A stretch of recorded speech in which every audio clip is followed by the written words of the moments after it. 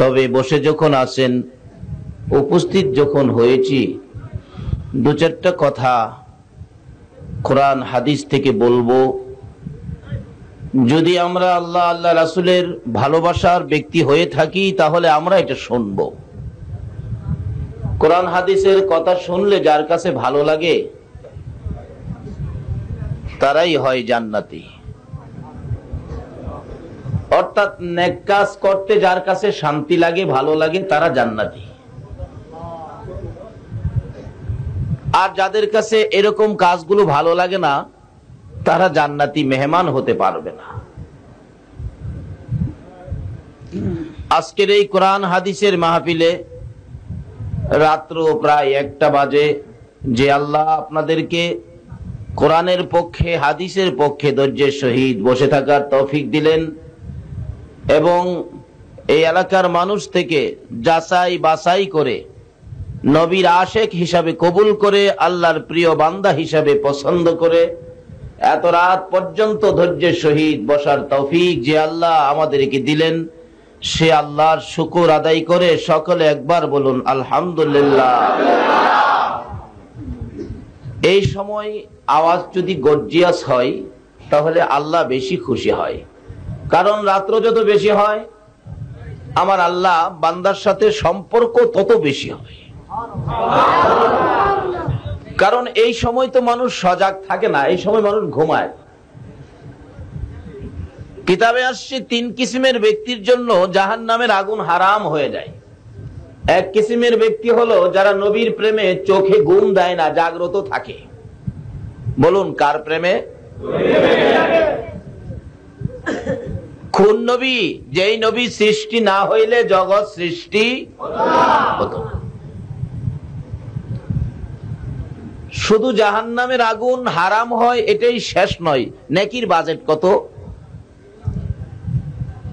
মা আয়েশা সিদ্দিকা রাদিয়াল্লাহু তাআলা আনহা বলেন, আমি একদিন এরকম গভীর রাত্রে আকাশে চাঁদ, তারা দিয়ে সাজানো আকাশ, কি সুন্দর, রাসূলের সাথে হাঁটতেছিলাম। হঠাৎ মা আয়েশা বললেন, ইয়া রাসূলুল্লাহ, আকাশে এত তারা, এই তারা পরিমাণ নেকি কি কোনো মানুষের আছে? আচ্ছা বলুন তো, এরকম প্রশ্ন যদি আমাদের কাউরে করে, এটার জবাব দেওয়া কি সম্ভব হবে? আচ্ছা, যাকে প্রশ্ন করলেন উনিই বা কিভাবে দিবে? আকাশের তারা কি কেউ গণছে? কিন্তু সাধারণ মানুষের পক্ষে, বিজ্ঞানের পক্ষে এটা অসম্ভব। কিন্তু যে নবীকে প্রশ্ন করছে, এই নবীকে এই প্রশ্নের জবাব দিতে অসম্ভব না সম্ভব? দুনিয়ার মানুষ যেটা না জানে আমার নবী সেটা। দুনিয়ার মানুষের পক্ষে, সকল সৃষ্টির পক্ষে যেটা অসম্ভব, এটা আমার নবীর পক্ষে। সেই নবী হলো আমাদের নবী, আমরা সেই নবীর পক্ষে থাকবো। কি বলেন, রাজি আছেন না? শুধু রাত্র কেন, প্রয়োজন হলে এই নবীর জন্য আমরা জীবন দেব। রাজি আছেন? যারা নবীকে ভালোবাসতো তারা নবীর জন্য জীবন দেয় নাই? মহিলারা পর্যন্ত জীবন দিছে। প্রশ্ন করলেন, ইয়া রাসূলুল্লাহ, আকাশে এত তারা, এই পরিমাণ নেকি কি কোন মানুষের আছে? আচ্ছা কোন তো, এটাও তো আরেক কঠিন প্রশ্ন। নেকির হিসাব কে কত নেক করছেন কোন মানুষ জানে? তাহলে মানুষ না জানলেও আমার নবী।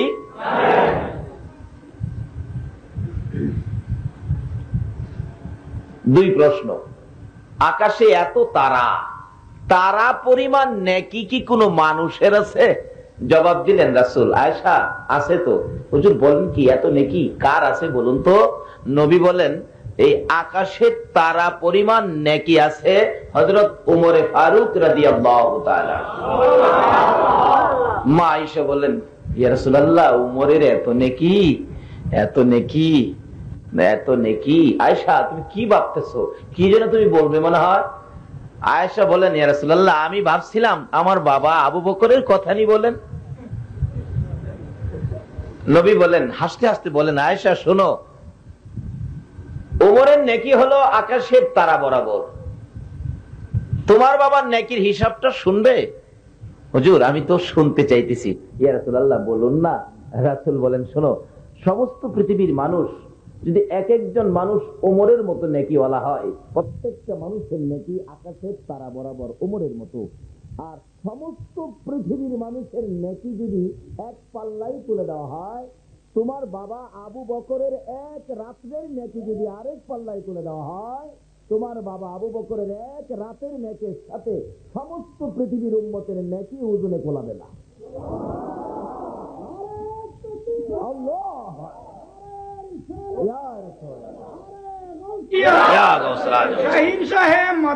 জিন্দাবাদ জিন্দাবাদ, মাশাআল্লাহ। বলুন তো, এখন আয়েশা খুশি না বেজার? মা আয়েশা খুশির ঠেলায় আর ঢুক গিলতে পারতেছে না। ইয়া রাসূলুল্লাহ, ইয়া রাসূলুল্লাহ, এত নেকি আমার বাবার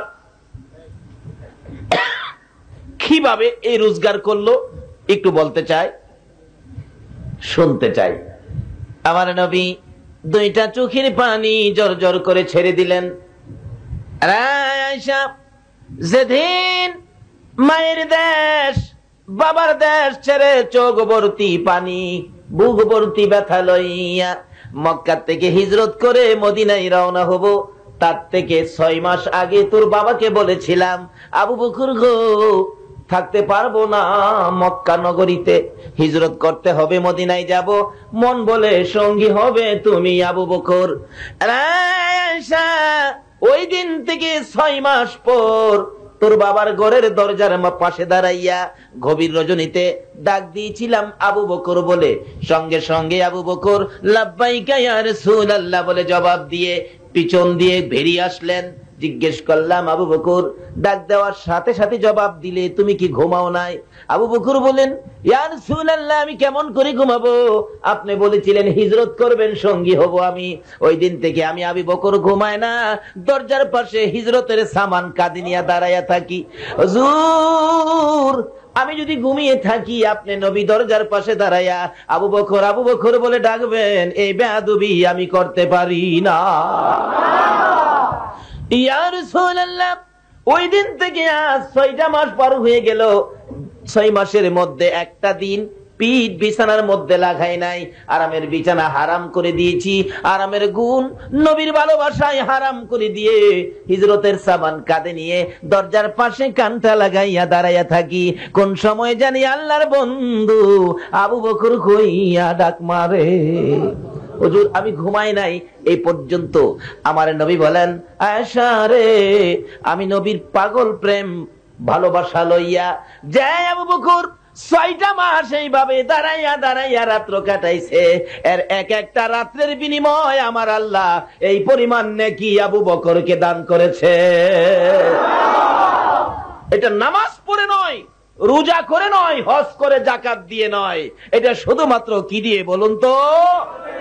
ভালোবাসা দিয়ে। আরে নবীর প্রেমের পাগল যারা প্রেম খেলা খেলে, বলুন, নবীর প্রেমের পাগল যারা নবীর প্রেমে ওয়াস করনি দন্ত দেয় ফেলে, নবীর প্রেমে ওয়াস করনি। আরে নবীর প্রেমের পাগল যারা প্রেম খেলা খেলে, হায়রে নবীর প্রেমের পাগল যারা পাগল ছিল আবু বকর, প্রেমে দরিয়ায় দিলেন সাঁতার। পাগল ছিল আবু বকর, প্রেম দরিয়ায় দিলেন সাঁতার। হাসর মিজান পারি দিবে সেই প্রেমের বলে, হাসর মিজান পারি দিবে সেই প্রেমের বলে। নবীর প্রেমের পাগল যারা প্রেম খেলা খেলে, হায়রে নবীর প্রেমের পাগল। হানজালা পাগল ছিল নবীর প্রেমে জীবন দিল, হানজালা পাগল ছিল নবীর প্রেমে জীবন দিল। গোসল করাইল তারে ফেরেশতার দলে, গোসল করাইল তারে ফেরেশতার দলে।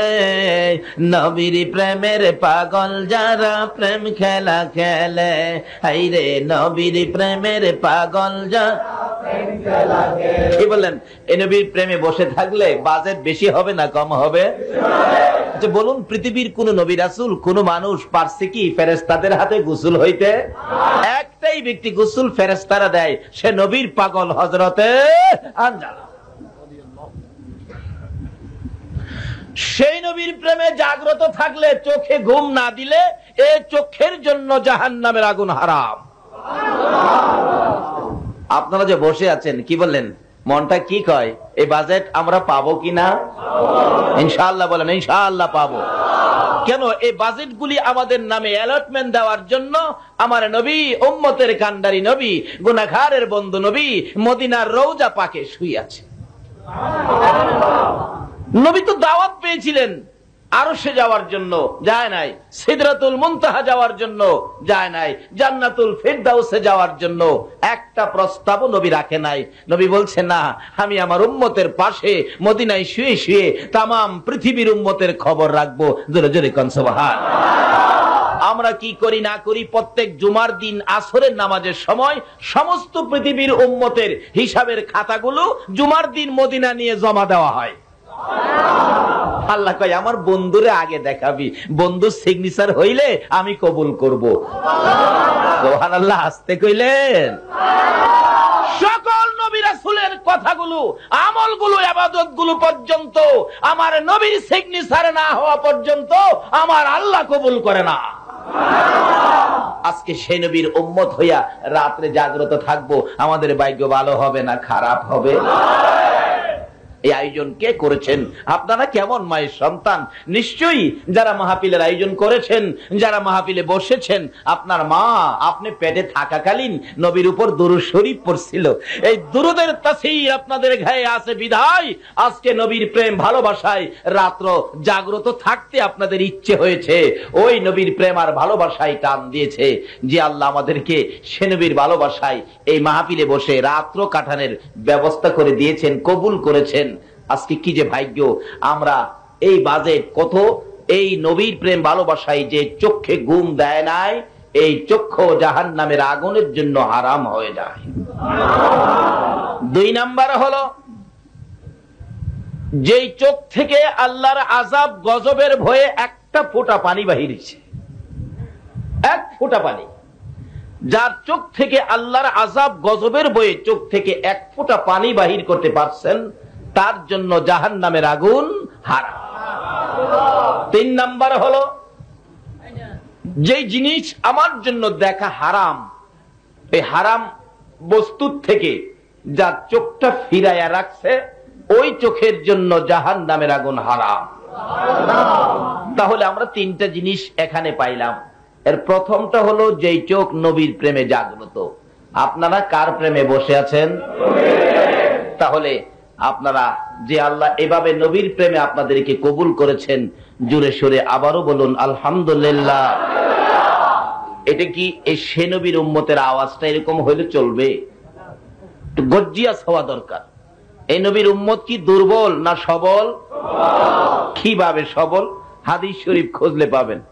আমার নবী এক যুদ্ধের সৈন্য পাঠাবেন, যে যুদ্ধের সেনাপতি ছিলেন হযরত উবাইদা ইবনে জাররাহ রাদিয়াল্লাহু তাআলা। এক জালিম বাদশার বিরুদ্ধে যুদ্ধ। জালিম বাদশা 60,000 সৈন্য মোতায়েন করছে। বলুন কয় হাজার? 60,000 সৈন্য মোতায়েন করছে। এই 60,000 সৈন্যের বিরুদ্ধে যুদ্ধে যাবে সেনাপতি উবাইদা ইবনে জাররাহ। বলতেছেন এই 60,000-এর মোকাবেলায় আখিরি নবীর উম্মত একজন পাঠানো হবে।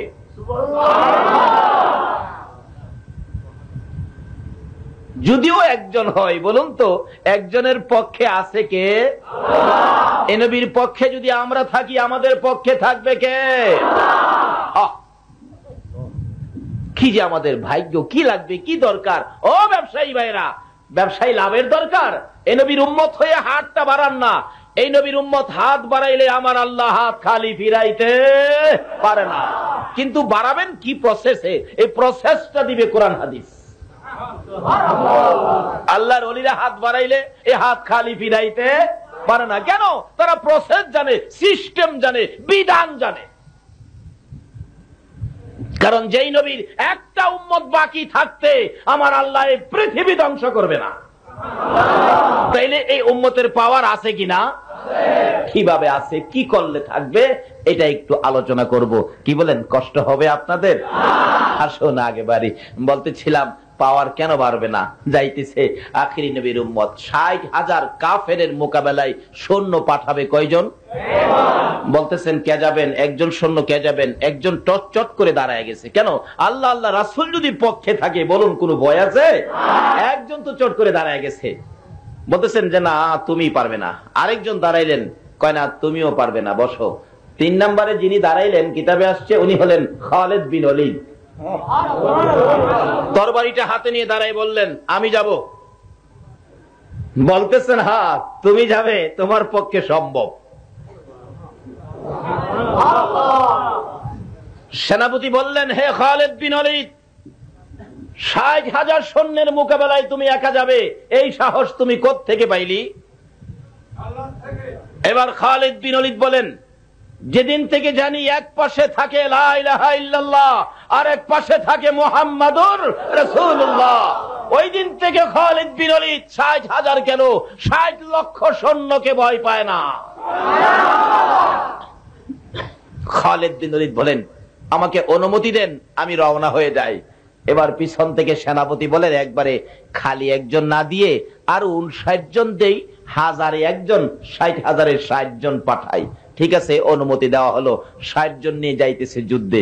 এবার ওই বেঈমান বাদশার পক্ষের লোকেরা বলে ৬০,০০০-এর সামনে ৬০ জন আইছো, সালাদ বানায় এলামু।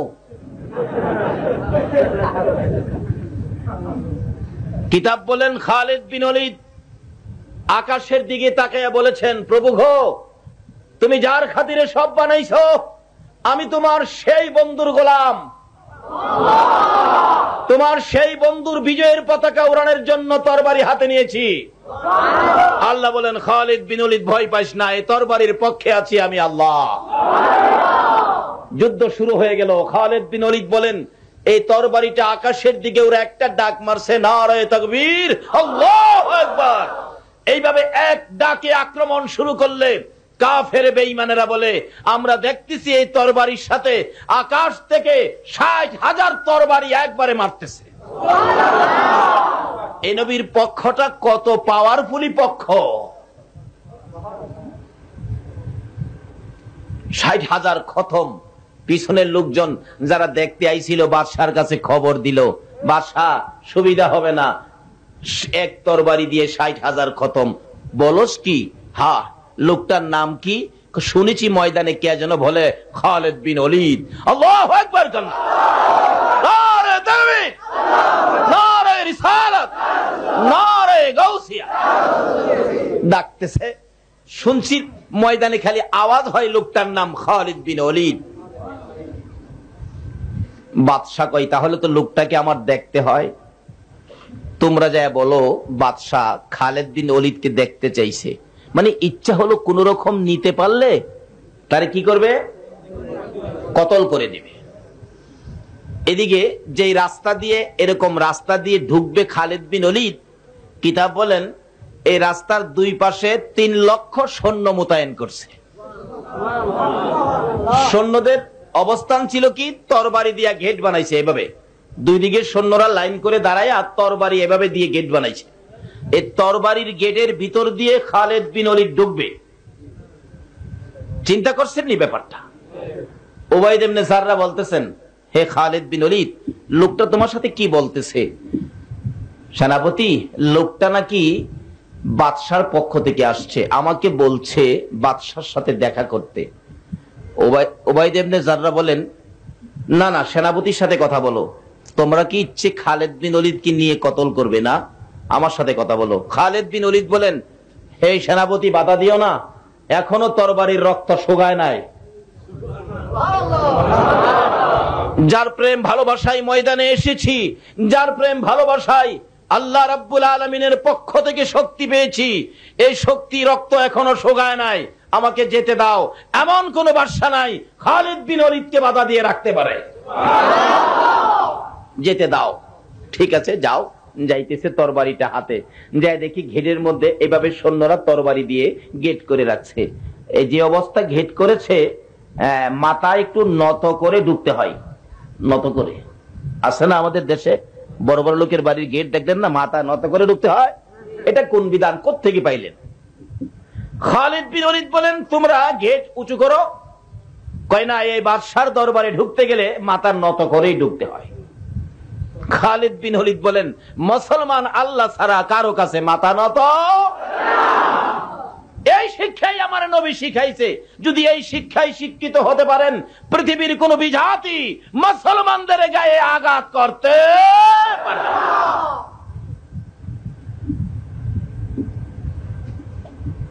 আমরা আখিরি নবীর উম্মত, যেই নবী না হইলে জগৎ হতো না। যে নবীর ভালোবাসায় এক রাত্রে উমরের মতো নাকি সমস্ত পৃথিবীর মানুষের হইলেও ওজনে কোলায় না। ডাকতেছে, গেট উঁচু করো। কয় না, উঁচু করব না, এটা দিয়েই ঢুকতে হবে। খালিদ বিন ওলীদ লাঠি শুরু করছে। লাঠি মারে, তরবারি বাতাসের মধ্যে উড়ে, রক্তমাখা তরবারি হাতে। সৈন্যরা তো বিপদ, ভিতরে তো আগেই ভয় আছে। 60,000 হুতাইছে, আমরা কি ছাড়বো? যেই খালি লাত্তি শুরু করছে, সকল সৈন্যরা কয় না, উপায় নাই, নিজের জান বাঁচাও। তাড়াতাড়ি দৌড়াদৌড়ি ছোটাছুটি করে বাদশার বাড়ির চারপাশে চলে গেছে, বাড়ি ঘেরাও করছে। এবার মাঝখানে খালিদ বিন ওলীদ, আখিরি নবীর আশেক পাগল উম্মত দাঁড়িয়ে আছে। বলছে, কোন রাস্তায় যাব? সামনে রাস্তায় যাবেন বাদশার সাথে দেখা করতে। কাছাকাছি গেলে গেটের মধ্যে 2 দারোয়ান। কোথায় যাবে? বাদশার কাছে যাব। তুমি কে? বাদশা যাকে চাইছে আমি সে। তাহলে আপনি কি খালিদ বিন ওলীদ? দেখলে কেমন মনে হয়?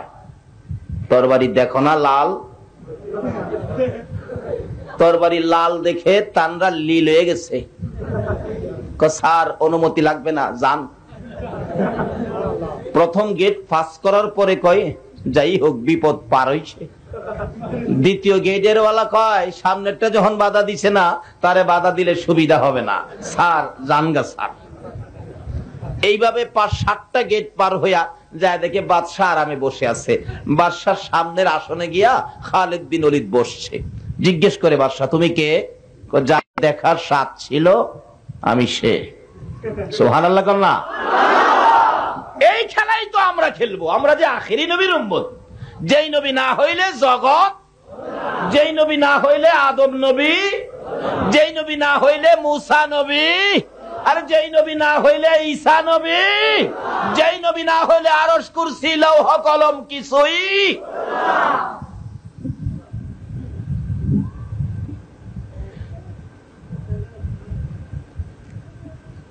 বাদশা কই, এত বড় সাহস!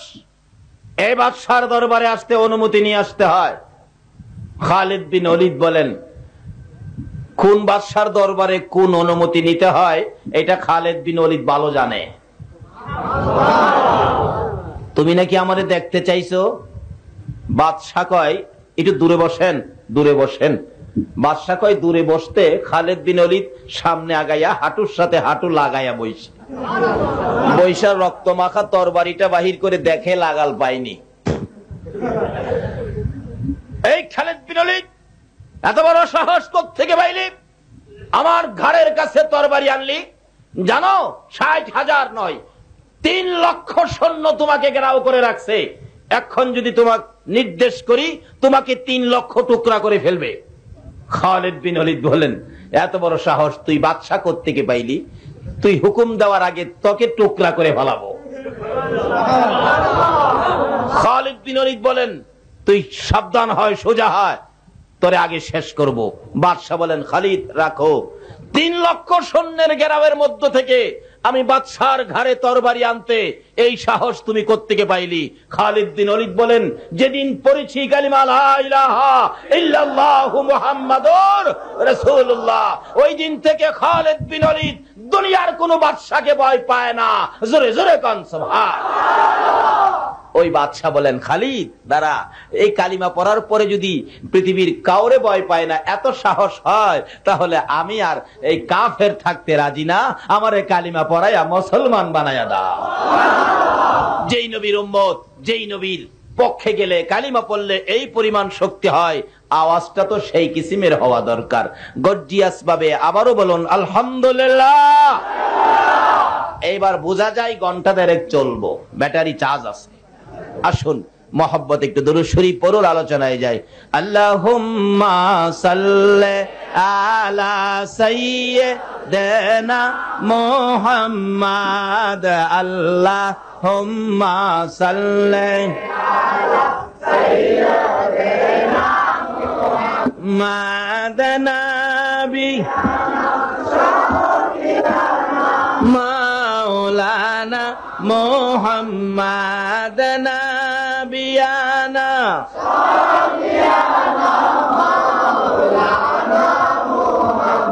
দিবানিশি মনে রে আমার আর দিও না যন্ত্রণা, দিবানিশি মনে রে আমার আর দিও না যন্ত্রণা। হায়রে দানে যদি হইতাম ধনী, যাইতাম সোনার মদিনা। হায়রে দানে যদি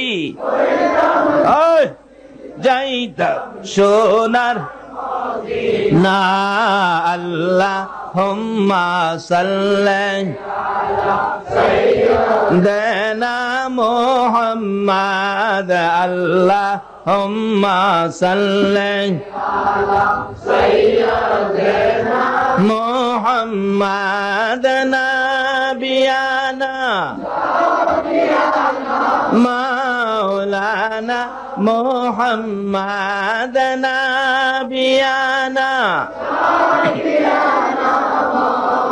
লানা বালাগাল উলা বিকামালিহি কাশাফাদ দুজা বিজামালিহি হাসনাত জামিউ খিসালিহি সাল্লাল্লাহু। আসুন আমরা মাহফিল শুরুতেই শুকর আদায় করেছি আল্লাহর। বলুন কার শুকর আদায় করেছি?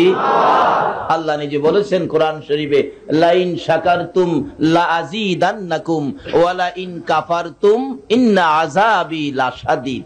আল্লাহ বলেন যারা আমার নিয়ামত পায়, আমার শুকর আদায় করবে, আমি তাদের জন্য নিয়ামত বাড়ায়া দিব। আচ্ছা, দুনিয়ার সবচেয়ে বড় নিয়ামত আখেরি নবী। আচ্ছা বলুন তো, এর চেয়ে বড় নিয়ামত কি আর আছে? যেই নবীর উম্মত হওয়ার জন্য নবী রাসূলগণ কাঁদতেন, কোত্থেকে পাইলেন? আদম নবীর জীবনী খুলুন। আদম নবী একদিন ওনার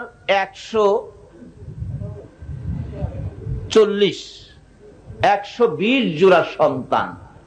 আদম নবী বলুন 100 কত জোড়া সন্তানের বাবা? চট্টগ্রাম আসেনি? 120 জোড়া সন্তানের বাবা যদি চট্টগ্রাম থাকে, তাই তো কমিশনার একাই, কারো কাছে আর যাইতে হইব না। আর সরকার যদি শুনে চট্টগ্রামে 120 জোড়া সন্তানের বাবা, এই সরকার বলবে তাকে তাড়াতাড়ি তালপট্টি পাঠাও। কারণ সরকারের পক্ষ থেকে নির্দেশ, আইন করা হয়েছে, ছেলে হোক মেয়ে হোক 13টাই যথেষ্ট। কয়টা? 2টা? ও আচ্ছা আচ্ছা, আমি ভাবছিলাম 13টা কেনা। 2টার জায়গায় যদি 120 জোড়া হয়, বলুন তো তার উপায় কি? কিন্তু তখন তো মানুষ প্রথম মানব শুরু হলো আদম নবীর জীবন থেকে। মানব জীবন শুরু দরকার ছিল। আদম নবী এরকম 120 জোড়া সন্তান সামনে নিয়ে ওয়াজ মাহফিল করে, ওয়াজ করতেছে। ওয়াজের সাবজেক্ট ছিল আখেরি নবী। সাবজেক্টটা কি? আচ্ছা, তখন কি নবী দুনিয়ায় আসছিল? আদম নবীর সাথে দেখা হয়েছিল? আদম নবী এই সাবজেক্ট নেওয়ার কারণ হলো, আদম নবী বলেন, আমি যখন বেহেশতের ভিতরে ছিলাম, আমি যেদিকেই তাকাইতাম খালি দেখতাম একদিকে আল্লাহ, আরেক দিকে ছিল মুহাম্মদ সাল্লাল্লাহু আলাইহি ওয়াসাল্লাম। যদি কোথাও লেখা থাকতো লা ইলাহা ইল্লাল্লাহ, পাশেই দেখতাম লেখা মুহাম্মাদুর রাসূলুল্লাহ।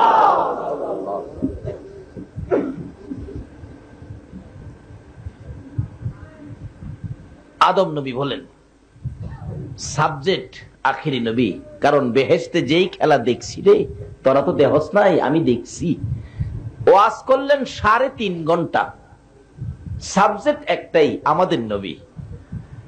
আন্তাজি কই নাই, এই গুণগুলি কি বাবা বলুন তো? শুন বেটা, ফিস ফিস করস খামাখা। এই নবীর উম্মতের প্রথম গুণ, ওই নবীর উম্মত যত গুনাই করুক না কেন, গুনাহটা করে খালি যদি কয় খোদা গো কাজটা ভালো করছি না, মাফ করে দাও, সঙ্গে সঙ্গে মাফ করে দিবে। আর আমি আদম একটা কথা অমান্যের কারণে 350 বছর কাঁদলাম, তারপরেও মাপ দেয় না। অবশেষে আরাফাতের ময়দানে কাঁদতে কাঁদতে আরশের দিকে তাকাইয়া দেখি আল্লাহর আরশে লেখা লা ইলাহা ইল্লাল্লাহ মুহাম্মাদুর রাসূলুল্লাহ। জিজ্ঞেস করলাম প্রভু গো এই নামটা কার? আল্লাহ কয় টের পাস না আদম, এই নামটাই তো আমার বন্ধু, যার খাতিরে সব। তাহলে তোমার বন্ধুর নামটা যদি তোমার পাশে হয়, এই নামের উসিলায় আমারে মাফ করে দাও না। আল্লাহ কয় আদম রে, এইবার তোর কান্না মজা হয়েছে রে। এই নবী উম্মতের মায়ায় মদিনায় পড়ে 24টা ঘন্টায় উম্মতি উম্মতি বলে রাসূল কাঁদতেছে। ছেড়ে দে নৌকা মাঝি যাব মদিনায়, বলুন না, ছেড়ে দে নৌকা মাঝি মদিনাতে কান্দে নবী উম্মতের মায়ায়, মদিনাতে কান্দে নবী উম্মতের মায়ায়। ছেড়ে দে নৌকা মাঝি যাব মদিনায়, ছেড়ে দে নৌকা মাঝি নবী মদিনাতে আছে শুইয়া গুনাহগার উম্মতের মায়া, মদিনাতে আছে শুইয়া গুনাহগার উম্মতের মায়া। সেই নবীরই প্রেমে সবাই পাগল হও না, সেই নবীরই প্রেমে সবাই পাগল। ছেড়ে দে নৌকা মাঝি যাব মদিনা, ছেড়ে দে নৌকা মাঝি যাব মদিনা। আল্লাহ নামের বর্ষা করি সারলাম নবীর প্রেমের তরি, আল্লাহ নামের বর্ষা করি সারলাম নবীর প্রেমের তরি। দয়াল নবীর রওজা খানি আমায় দেখাও না, দয়াল নবীর রওজা খানি আমায় দেখাও না। ছেড়ে দে নৌকা মাঝি যাব মদিনা, ছেড়ে দে নৌকা মাঝি যাব মদিনা। আইরে মদিনা যাবেন নি? মদিনা আল্লাহ যদি তৌফিক দেয় যাবেন মদিনা। আরে এই মদিনা রে, মদিনা ডাকতেছে, শীষ ফিস ফিস করিস না। এই নবীর উম্মত যত গুনাহই করুক না কেন, গুনাহটা করে খালি হাতটা বাড়াইয়া যদি কয় প্রভু গো কাজটা ভালো করছি না, আমি আখিরি নবীর উম্মত, আমারে মাফ করে দাও। আল্লাহর ফেরেশতাদেরকে রিপোর্ট জিগাবে না লোকটা কেমন ছিল, গুনাহ কত হয়েছিল, হিসাব কিতাব জিজ্ঞেস করবে না, সঙ্গে সঙ্গে মাফ করে দিবে। আর আমি আদম নবী এই নবীর উসিলায় মাফ পাইছি, কত বছর কাদার পরে। দেখছস আমার চেয়ে এই নবীর উম্মতের গুণ কত বেশি। শীষ নবী মাতা দিব, হ্যাঁ কিছু না। 1 নাম্বারটা বলতো বাবা, 2 নাম্বার গুণটা কত শুন। 2 নাম্বার গুণ, এই নবীর উম্মত যেখানে গুনাহ করে, পানের আড়তে বসে একটা অপরাধ করে ফেলছে, মসজিদে যাইতে হবে না, যেখানে গুনাহ করেছে এখান থেকে মাপ চাইলে এখানেই মাফ করে দিবে। আর আমি আদম রে সারা পৃথিবী ঘুরাইছে।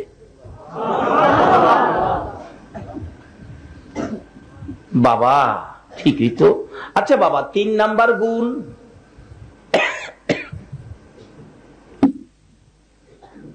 কই শুন। 3 নাম্বার গুণ, ওই নবীর উম্মত যত গুনাই করুক না কেন, গুনার অপরাধে গুনার দরুন তাকে বাড়ি থেকে বের করে দিবে না। আমাকে তোর মা হাওয়াকে বেহেশতের থেকে বের করে দিছে। আচ্ছা আপনাদের এলাকার কাউরে কি গুনার জন্য চট্টগ্রামের কাউরে ডাকা নিয়ে ফেলাইছে?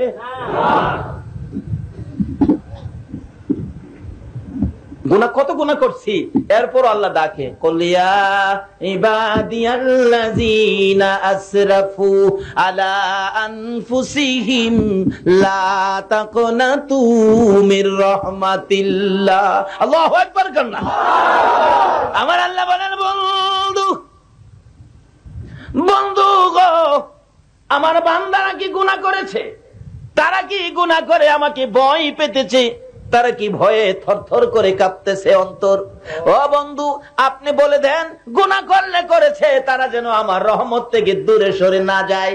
বন্ধু গো, কথা দিলাম, আমি আল্লাহ এমন প্রভু, আমি তাদের জীবনের গুনাহ জমা করে আমি মাফ করে দেব। আল্লাহু আকবার। ইয়া রাসূলুল্লাহ, ইয়া গাউস, জিন্দাবাদ, মাশাআল্লাহ, জিন্দাবাদ, জিন্দাবাদ, নবীর সেনা জিন্দা, বলুন বলুন, জিন্দাবাদ, আমল করো নামাজে রোজা, কায়েম করো সুন্নিয়াত, আমল করো নামাজে রোজা, জিন্দাবাদ, জিন্দাবাদ, নবীর সেনা জিন্দাবাদ, জিন্দাবাদ, জিন্দাবাদ, নবীর সেনা জিন্দাবাদ। নবীজির আশিক যিনি, মরে ও মরে না তিনি, নবীজির আশিক মরে ও মরে না তিনি, কাফন পরে ঘুমিয়াছে গাউসুল আজম বগদাদ, কাফন পরে ঘুমিয়াছে গাউসুল আজম বগদাদ, জিন্দাবাদ, জিন্দাবাদ, নবীর সেনা জিন্দাবাদ, জিন্দাবাদ, জিন্দাবাদ, নবীর সেনা জিন্দাবাদ।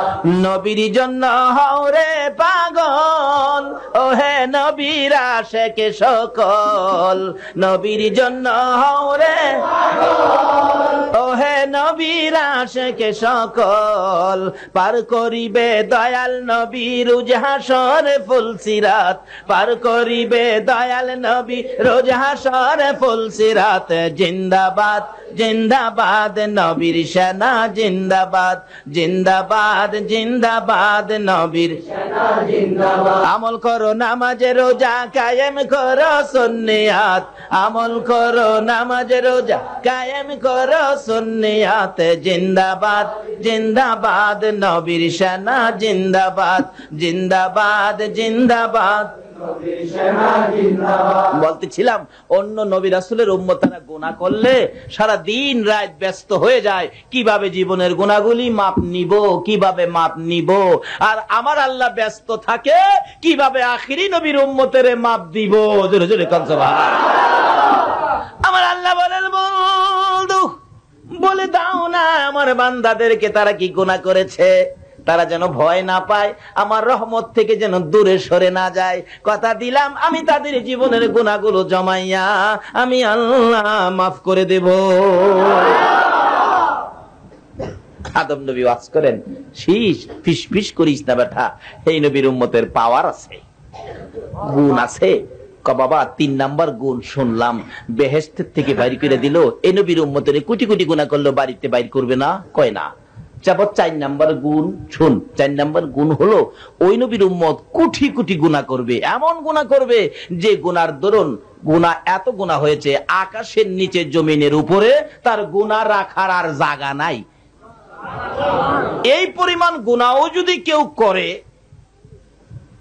তবু তার পরন থেকে কাপড় খুইলা নিবে না, উলঙ্গ করবে না।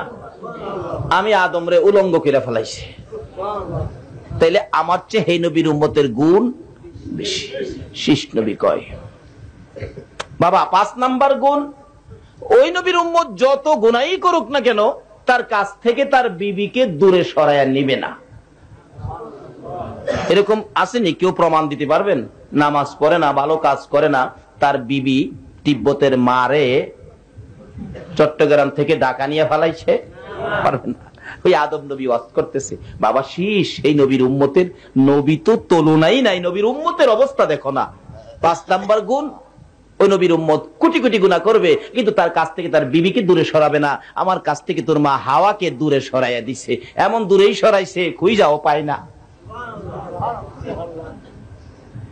শীষ নবী কয় বাবা এবার বুঝে আসছে ওই নবীর উম্মতের তো গুণ। কয় খালি গুণ না বেটা, শুন, আমি তো পাইতাম না, তোর আমলে যদি আখিরি নবী আইয়ে নবতী সাইরা হে নবীর উম্মত হয়ে যাইস। আসলে এরা এক ক্লাসে উম্মত হইয়া আসছে, কারণ সকল নবীর আইসা কালিমা পড়াইতেন। আদম নবী কালিমা পড়াইতেন লা ইলাহা ইল্লাল্লাহ আদামু সফিউল্লাহ। মুসা নবী কালিমা পড়াইতেন লা ইলাহা ইল্লাল্লাহ মুসা কালিমুল্লাহ। সকল নবীর কালিমা এই কিসিমের ছিল। যদি তাদেরকে জিজ্ঞেস করি আপনারা যে এই কালিমা পড়াইছেন, দাওয়াত দিলেন, কিন্তু আপনাদের কালিমাটা কি ছিল, নিজের কালিমা কি ছিল? সকল নবী রাসূলগণ বলবেন আমাদের কালিমা ছিল লা ইলাহা ইল্লাল্লাহ মুহাম্মাদুর রাসূল।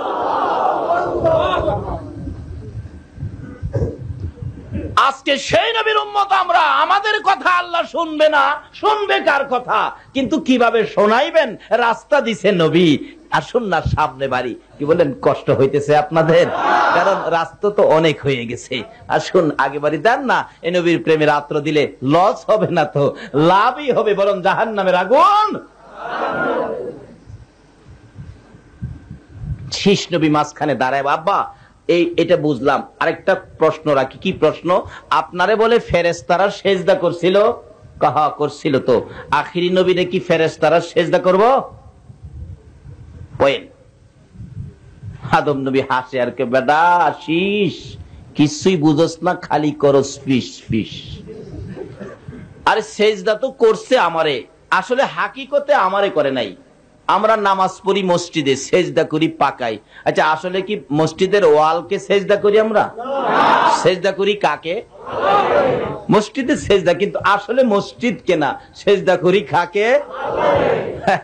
এবার আদম নবী কয়, বেটা শীষ সেজদা করছে আমারে, তোরা দেখছস বা শুনছস, কিন্তু হাকিকতে সেজদা আমারে করে নাই। যেদিন ফেরেশতারা সেজদা করেছিল, এদিন আমার কপালে আখিরি নবীর নূরে মুহাম্মদী জুলাইত ছিল। হাকিকতে নূর আখিরি নবীর নূর মুবারককে সেজদা করেছে, আমাকে নয়।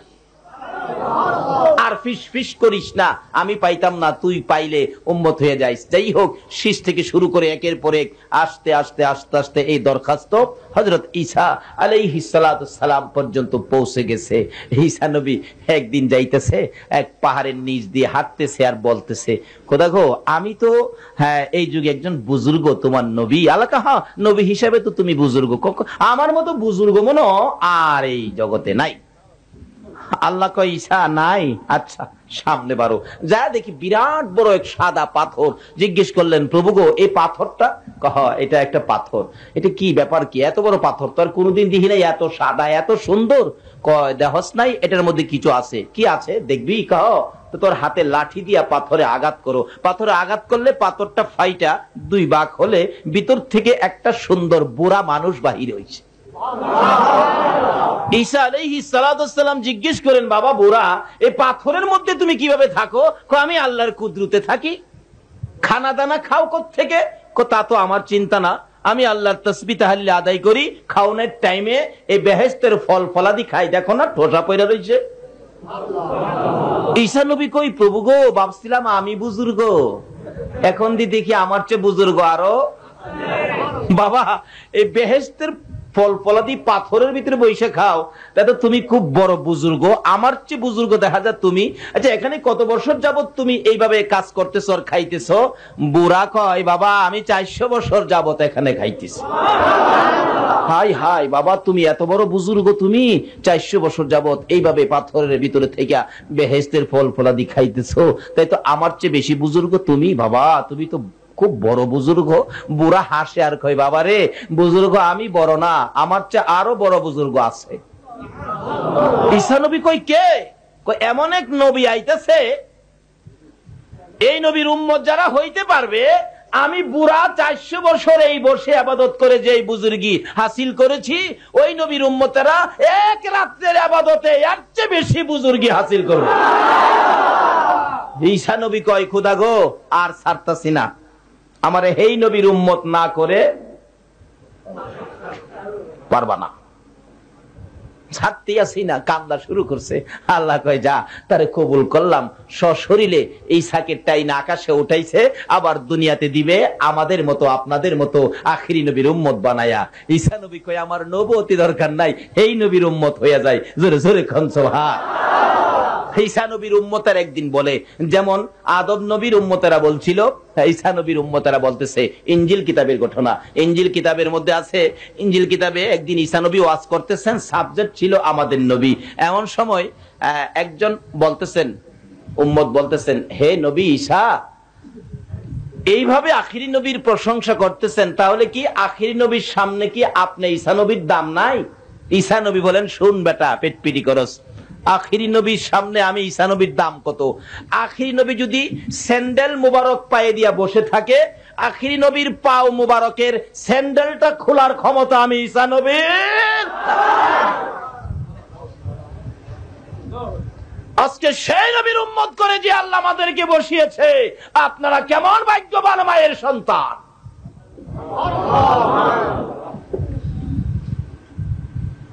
তার সাথে সাথে আমরা সেই আল্লাহর শুকর আদায় করেছি যে আল্লাহ আমাদেরকে এই নবীর উম্মত করে বিনা কান্দায়, বিনা দরখাস্তে, কান্নাকাটি ছাড়া আখিরি নবীর উম্মত করে এরকম একটি মাহফিলে নবীর পক্ষে এই সময় দেওয়ার জন্য আমাদেরকে কবুল করেছেন। বলুন তো, আল্লাহ কাজটা ভালো করেছে না খারাপ করেছে? সেই জন্যই তো আমরা আল্লাহর শুকর আদায় করেছি। আল্লাহ বলছেন, যারা আমার শুকর আদায় করে আমার নিয়ামত পায়া, আমি তাদেরকে নিয়ামত বাড়াইয়া দেই। আচ্ছা বলুন তো, নিয়ামত বাড়াইয়া দিলে আল্লাহর নিয়ামত নবীজি ব্যতীত এর চেয়ে দামি নিয়ামত আর আছে? আর আছে?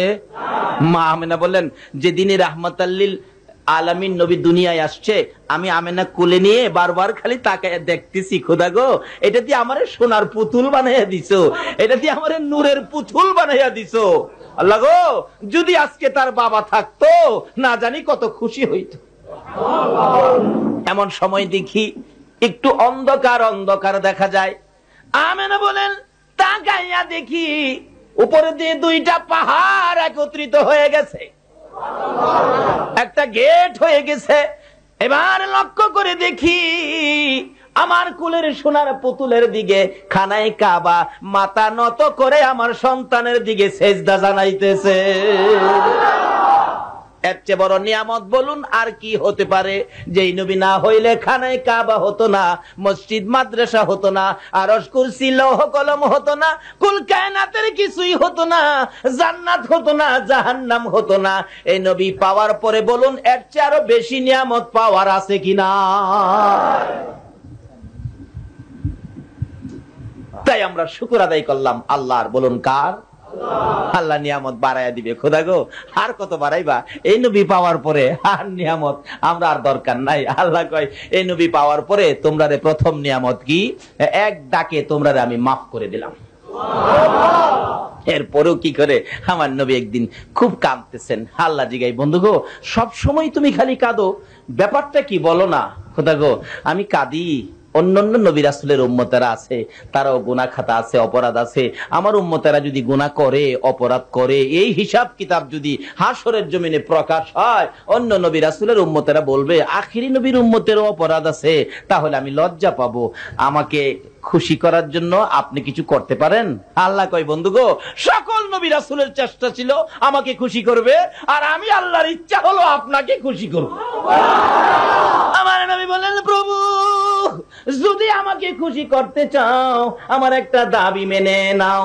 কি দাবি বন্ধু? হলো হাসরের জমিন যেদিন কায়েম হবে, হিসাব কিতাব যেদিন শুরু হবে, হিসাব শুরু হওয়ার আগে আমার গুনাহগার উম্মতের গুনাহগুলো, আমার উম্মতের গুনার খাতাগুলো সবগুলো আমি নবীর হাতে উঠাইয়া দিবানি। সবগুলো আমার হাতে দিবানি। আমার আল্লাহ জিজ্ঞেস করেন, বন্ধু গো, এইগুলি সব তোমার হাতে নেওয়ার জন্য কেন চাইলা? চাইলাম আমার বন্ধু, ও বন্ধু শুনো, আমার গুনাহগার উম্মতের গুনার খবর যেন অন্য নবী রাসূলেরা জানতে না পারে। আমার আল্লাহ বলেন, বন্ধু এই দরখাস্ত যখন করেছো, তোমাকে খুশি করার জন্যই আমার পক্ষ থেকে জবাব নিয়ে যাও। ও বন্ধু, তোমার উম্মতের গুনার খবর অন্য নবী রাসূল জানবে দূরের কথা, আমি তোমাকেও জানতে দিব না। গোপনে গোপনে তোমার উম্মতের গুনাহ আমি আল্লাহ ক্ষমা করে দেব। এই নবী পাওয়ার পরে বলুন আরো কি বেশি পাওয়ার দরকার আছে? এই নবী পাইলে আর কিছু লাগে? কিভাবে পাবেন? এই নবী বিপদে আপদে কিভাবে পাবেন, রাস্তাটা কি, মাওলাকে ডাক কিভাবে শোনাবেন, এটার জন্য আসুন সামনে বাড়ি, আসুন আলোচনার দিকে যাই। আজকে যে আল্লাহ আমাদেরকে সেই নবীর উম্মত করে এই মাহফিলে কবুল করেছেন, এর চেয়ে বড় নিয়ামত আর কিছু হইতে আমরা শুকর আদায় করেছি। এই নবীর উম্মত হয়ে আর কিছু দরকার নাই, এই নবীর উম্মত হয়ে শুকর আদায় করেছি। এই নবীর ভালোবাসা ব্যতীত নামাজ পড়লে নামাজ হবে? বলুন তো, ভালোবাসা আগে না নামাজ আগে? আরো জোরে কোন, নামাজ আগে নাকি নবীর দাওয়াত আগে? নবী বাড়ি বাড়ি ঘুরতেন আর ডাকতেন, ইয়া আইয়ুহান নাস কুলু লা ইলাহা ইল্লাল্লাহ তুফলিহুন, এভাবে ডাকতেন। আল্লাহ কয়, আগে আমার নবীর লগে সম্পর্ক করো, তাহলে তোমার কাজ দেব। কি? আগে নবীর সাথে নবী চিনো, নবী মানো, নবী বুঝো, কোন নবীর উসিলায় কুল কায়নাত বানাইলাম, এই নবীর সাথে সম্পর্ক করো, তারপরে কাজ দিব। কাজ শুরু হলো 40 বছর থেকে, 13 বছর পরে গিয়া নামাজ দিছে। তাহলে বলুন, নবীর ভালোবাসা আগে না নামাজ আগে? তাহলে বোঝা গেল, এই নামাজ পড়তে গেলে আগে থাকতে হবে নবীর। সারা দিনের নামাজ শুরু করলে দিনের প্রথম নামাজটা কি? আরো জোরে কোন। ফজরের নামাজ কয় রাকাত? আপনারা কিন্তু বলছেন ফজরের নামাজ কয় রাকাত? আচ্ছা, আমি যদি নিয়ত করি নাওয়াইতু আন উসাল্লি লিল্লাহি তাআলা আরবা রাকাতি সালাতিল ফজরে, নিয়তটা হবে কেন? তাহলে 4 রাকাত নামাজ না, ও 2 রাকাত করতে হবে। 2 নিয়তে 4 রাকাত। আচ্ছা, প্রথম নিয়তটা কি করবেন? আরো জোরে কোন, আরো জোরে। আচ্ছা, প্রথম সুন্নতটা দিল কেন? হিসাবে তো ফরজ প্রথম দেওয়ার কথা। আল্লাহ বলেন, আমি যত ইবাদত নামাজের মাধ্যমে সেটিং করেছি, এই নামাজ সবচেয়ে উত্তম ইবাদত, কিন্তু এই নামাজ ইবাদত দিয়ে আমাকে খুশি করতে গেলে আমার নবী হলো নামাজের দরজা। জোরে জোরে কর না সুবহানাল্লাহ। এই নবীর দরজা দিয়ে যদি তোমরা নামাজে ঢুকো, এই নামাজি যা যা চাইবো তাই আমি আল্লাহ দিয়া দিব।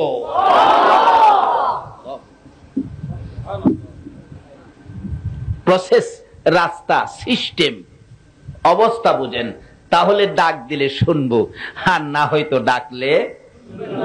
এ নবীর পক্ষে যদি পশু পাখিরা ডাকে, তাও আমার আল্লাহ শোনে। শোনে কিনা? নবীর জীবনে নবীজি একবার এরকম ভাবে সাহাবীদের নিয়ে আলোচনায় বসলেন, তো এমনি দেখে একটা দোয়েল পাখি আইসা নবীজির সামনে বসছে। সাহাবীরা বলেন, হুজুর, পাখি তো মানুষ দেখলে পালায়, কিন্তু রাসূল বলেন, চুপ, তার কোন কথা আছে। দোয়েল পাখি কি? একটু পরে একটা বাজ পাখি আইসা বসছে। আরে বাজ পাখি কি? হুজুর, আমাদের একটা কথা আছে। আচ্ছা, দোয়েলের কথাটা আগে শুনি। দোয়েল, তোমার কি কথা? দোয়েল মানুষের মতো কথা কয়। আচ্ছা, পারবো নি পৃথিবীর কেউ দোয়েলের মানুষের মতো কথা কওয়াইতো? প্রথম বলছে, প্রভু গো, মনের দুঃখটা কমু, তোমার নবীর সাথে আমার এক কথা বলার শক্তি দাও না। আল্লাহ কো, আমার বন্ধুর পক্ষে, বন্ধুর সাথে কথা কবি, দিলাম তোরে শক্তি। আচ্ছা, এই নবীর ভালোবাসায় যদি আমরা কিছু করতে চাই, আল্লাহ শক্তি দিবে না? কিভাবে দিবে? এটাই তো প্রসেস। আসুন না আগে বাড়ি। যেমন সহজ, গাউসে পাকের জীবনী খুললে পাবেন। গাউসে পাক নদীর কিনার দিয়ে তার একজন ভক্ত সহ যাচ্ছে। একটু গেলে দেখে একটা মহিলা, অনেক মহিলারা নদীর থেকে পানি বুড়াইয়া নিতেছে, কিন্তু একটা মহিলা নদীর পানি কলসি বুড়াইয়া বালুর মধ্যে রেখে হাও মাও করে কাঁদতে থাকে।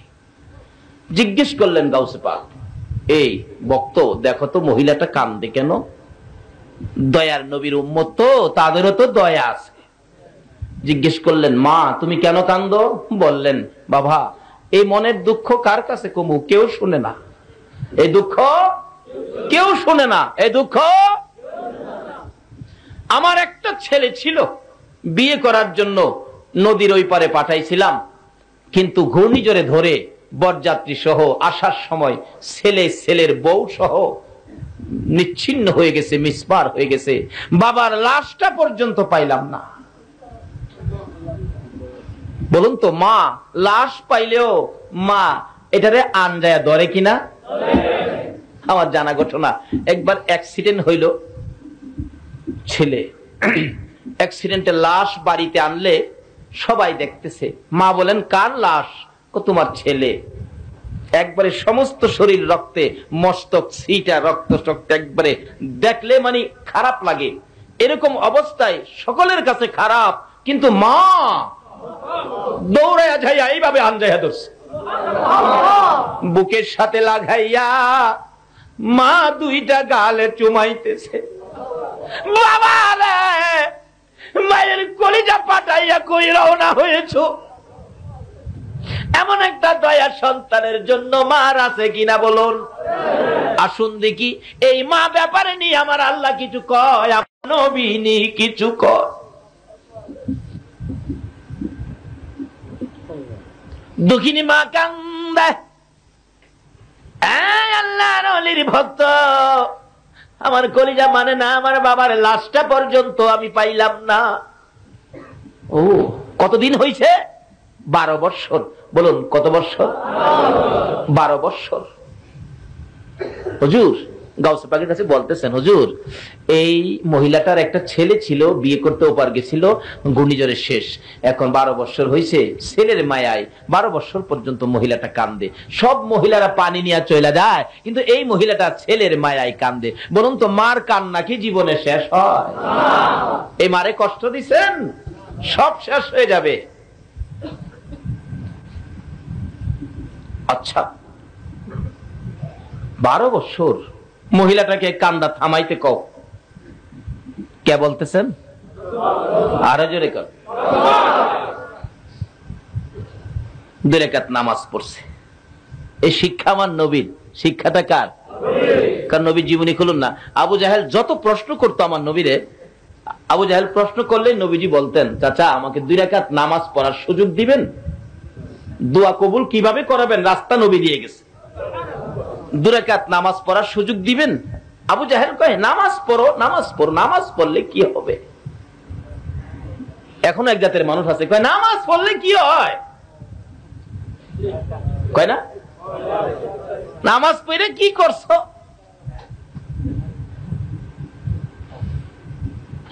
নামাজ পড়তে দেরি, জিবরাইল এসে হাজির হতে দেরি নাই। হুজুর কি ব্যাপার? আবু জাহেল প্রশ্ন করছে, জবাব দিয়ে দেন, ব্যাপার না। যত প্রশ্ন করতে করতে আকাশের চাঁদ 2 টুকরা। মক্কার ঘটনা, নবীজির বাড়ির সামনে একটা পাহাড়, এই পাহাড়ের মধ্যে দাঁড়ায় পাহাড়টা দেখে আসছি, যে পাহাড়টা নবী দাঁড়ায় আঙ্গুল ইশারা করে চাঁদ 2 টুকরা করছিল। আবু জাহেল কয় ভাতিজা যত প্রশ্ন করি জবাব দাও, এবার আকাশে। আকাশে আচ্ছা বলুন তো, নবী আকাশেও আসেনি? আকাশের চাঁদ কি নবী না হইলে হইতো? আজকে চাঁদের মধ্যে নবী আছে কিনা? সূর্যের মধ্যে? বিজ্ঞানে বুঝাইছে আছে। যে কিভাবে? বিজ্ঞান বলে চন্দ্রের কোনো নিজস্ব আলো নাই, চন্দ্র আলো পায় কোত্থেকে? সূর্য থেকে। এটা বিজ্ঞান বলছে, কি বলেন ঠিক কিনা? আসলে বিজ্ঞানে সহজ করছে রাসূল চিনা, আল্লাহ চিনা। চন্দ্র নিজের আলো নাই, আলো পায় কোত্থেকে? এখন বিজ্ঞানকে আমি প্রশ্ন করব, সূর্য আলো পাইল কোত্থেকে? বিজ্ঞান বলবে আমার ক্ষমতা। আল্লাহ বলছে যেখানে বিজ্ঞানের ক্ষমতা শেষ, আমার নবীর ক্ষমতা শুরু। যেখানে জিবরাইলের ক্ষমতা শেষ, আমার নবীর ক্ষমতা শুরু। সে নবীর উম্মত করে যে আল্লাহ আমাদেরকে পৃথিবীতে দিয়েছেন, আমরা সে নবীর কথা মতো চলতে পারি, সে নবীর উম্মত হয়ে থাকতে পারি, আল্লাহর বিধান মানতে পারি, দাবি দাওয়ানি কবুল করাইতে পারি। যে বিধানে ডাকলে আল্লাহ শুনে, এই বিধান যেন আমরা আমল করতে পারি। আল্লাহ আমাদেরকে সেই বুঝ দান করুক। সকলে বলুন আমিন। আলোচনা অনেক লম্বা হয়ে গেছে, আর সামনে বাড়ি না, বাকি আলোচনা অন্য সময় আসলে করব, যেহেতু রয়ে গেছে সামনে নবীর মহব্বত ও বাপ মার সাথে সম্পর্ক। এটা আজকে সম্ভব হবে না। আসুন এখন দোয়া করি। আনফুসানা ওয়া ইল্লাম তাগফির লানা ওয়া তারহামনা লানাকুনান্না মিনাল খাসিরিন। রাব্বিরহামহুমা কামা রাব্বায়ানি সাগীর। রব্বুল আলামিন জান্নাতের বাগানে বসে জান্নাতি মেহমান নিয়ে হাত বাড়াইছি। তুমি যার প্রেমে সব বানাইছো ওই নবীর আশেক পাগল নিয়ে হাত বাড়াইছি। ইয়া আল্লাহ তুমি যে সকল ওলিদের ডাক শুনো ওই ওলির পাগলদেরকে নিয়ে হাত বাড়াইছি। এ হাত তুমি কেমনে খালি ফিরাইবা গো আল্লাহ? তুমি যদি ফিরাইয়া দাও বলো না আমরা এই হাত আর কার দরবারে বাড়াবো? ইয়া আল্লাহ ফিরাইও না, ঘুরাইও না। এই মাহফিলে আমরা যারা হাত বাড়াইছি আমাকে সহ সকলের জীবনের গুনাহ ক্ষমা করে দাও। মাবুদ ক্ষমা চাইলাম জীবনের গুনাহ, ক্ষমা যদি না দাও কবে জানি মৌতের চিঠি লইয়া আজরাইল আইসা যায়। কবে জানি দোকানের পাশে দাঁড়াবে আজরাইল মৌতের চিঠি নিয়ে ঘরের দরজায় দাঁড়াবে। কবে জানি কার সন্তানেরা এতিম হইয়া যাবে। মাবুদ সন্তানাদি এতিম হওয়ার আগে, 3 দিনের জন্য দোকান বন্ধ হওয়ার আগে, অফিসে কালো নিশান উড়বার আগে, আজকে যারা তোমার নবীর ভালোবাসায় রাত্র দিয়ে হাত বাড়াইছে গো আল্লাহ, কার জীবনে কত গুনাহ তুমি হিসাব জিগাইও না। আজকের জন্য কে নামাজি কে বেনামাজি কাউরে কিছু কইও না। এই মাহফিলে যারা হাত বাড়াইছে আমাকে সহ সবাইকে তুমি মাফ করে দাও গো আল্লাহ। মাফ করছো নি গো আল্লাহ? ডাক দেন না আল্লাহ, ও আল্লাহ জীবনের গুনাহ মাফ করছো। দুনিয়াতে দেখি মা যদি মারে সন্তানেরা কাঁদতে কাঁদতে বাবার কাছে যায়, বাবা যদি মারে কাঁদতে কাঁদতে মায়ের কাছে যায়। আমরা যে গুনাহ লইয়া তোমার কাছে হাত বাড়াইয়া কান্দি, তুমি আমরারে মাফ করছো। মা মারলে বাবার কাছে যায়, বাবা মারলে মায়ের কাছে যায়। তুমি যদি মারো আমরা আর কার কাছে যাবো গো আল্লাহ? ইয়া আল্লাহ মা বাবা যারা দুনিয়াতে আছে হায়াত বাড়াইয়া দাও। মা বাবা কেমন জিনিস বুঝার তৌফিক ছেলে মেয়েদেরকে দান করে দাও। ইয়া আল্লাহ দাদা দাদি নানা নানি শ্বশুর শাশুড়ি আলী আওলাদ বংশধর্ময় মুরব্বী পাড়া প্রতিবেশী খানদানবাসী মহব্বতী খাস করে এলাকার জমিনের নিচে যত মুমিন মুমিনাত ঘুমিয়ে আছে সকলের কবর জান্নাতের বাগান বানাইয়া দাও। মাবুদ এই মাহফিলের আয়োজন যারা করেছে গো ইয়া আল্লাহ এই মাহফিল কমিটির ভাইদের বংশধর্ময় মুরব্বী যারা কবরে মাফ করে দাও। ইয়া আল্লাহ আমাদের সকলকে নেক হায়াত বাড়াইয়া দাও। ইয়া আল্লাহ মাহফিল কমিটির ভাইদেরকে হায়াত বাড়াইয়া দাও। ইয়া আল্লাহ তাদের ব্যবসার মধ্যে বরকত লাগাইয়া দাও। ইয়া আল্লাহ যারা ব্যবসা করে সকলের ব্যবসায় বরকত দাও। যারা চাকরি করে পদোন্নতি দান করে দাও। ইয়া আল্লাহ যারা বিমার শেফা করে দাও। হসপিটালে যাইতে হবে এমন রোগ কাউকে দিও না গো আল্লাহ। হসপিটালে যাওয়ার রোগ যদি কারো থাকে আজকের মাহফিলের উসিলায় মাফ করে দাও গো আল্লাহ। ইয়া আল্লাহ যারা অশান্তিতে আছে শান্তি দান করে দাও। ইয়া আল্লাহ যারা ঋণগ্রস্ত আছে ঋণ থেকে মুক্তি করে দাও। যারা অভাবী অভাব দূর করে দাও। যারা নামাজি নামাজ কবুল করে লও। যারা নামাজ পড়ে না নামাজের বুঝ দান করে দাও। যারা মদিনা যাওয়ার পাগল পাখির মতো উড়াইয়া মদিনা লইয়া যাও গো আল্লাহ। মদিনা যদি যাইবার তৌফিক না দাও মদিনাওয়ালারে একদিন ঘুমের ঘরে স্বপ্নে দেখাইয়া দাও। নবীজিকে স্বপ্নে না দেখাইয়া এই মাহফিলের কাউকে তুমি আজরাইলের হাতে তুলে দিও না গো আল্লাহ। ইয়া আল্লাহ মাহফিল শেষে যারা যেখানে যাবে সহি সালামতে পৌঁছাইয়া দাও। যতগুলো আলোচনা হয়েছে আমাকে সহ সকলকে আমল করার তৌফিক দান করে দাও। ইয়া আল্লাহ যতগুলো দরখাস্ত করলাম মাহফিলের উসিলাই দুরুদের উসিলাই সালামের উসিলাই জিকিরের উসিলাই এই মাবুদ গো আলেম ওলামাদের হাতের উসিলাই এই মাহফিলের ডাক তুমি কবুল আর মঞ্জুর করো গো আল্লাহ। মুহাম্মাদিন ওয়া আলা আলিহি ওয়া আসহাবিহি আজমাইন বিহক লা ইলাহা ইল্লাল্লাহু মুহাম্মাদুর রাসূল।